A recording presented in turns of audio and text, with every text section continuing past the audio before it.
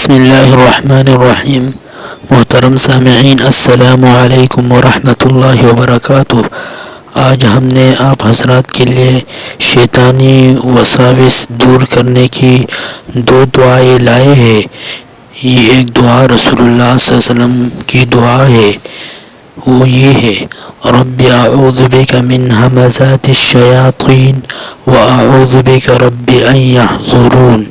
ترجمہ اس کا یہ ہے: میرے پروردگار، میں شیطانوں کے وسوسوں سے تیری پناہ چاہتا ہوں، اور اے میرے رب، میں تیری پناہ چاہتا ہوں کہ وہ شیطان میرے پاس حاضر ہو۔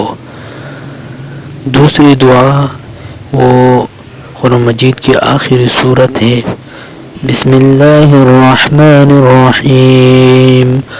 قل اعوذ برب الناس ملک الناس الہ الناس من شر الوسواس الخناس الذي يوسوس في صدور الناس من الجنة والناس۔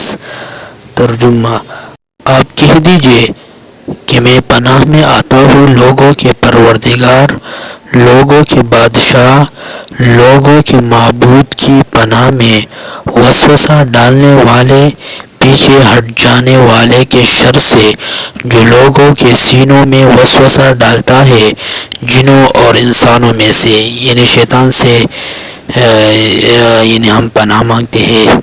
تو اس وجہ سے آپ نے صبح سویرے ان دونوں دعاؤں کو جو پہلے بتا دیا، رب اعوذ بک من ہمزات الشیاطین واعوذ بک رب ان یحضرون، یہ والی دعا اور یہ ایک سورت، ان دونوں کو 21 مرتبہ صبح شام پڑھنا ہے۔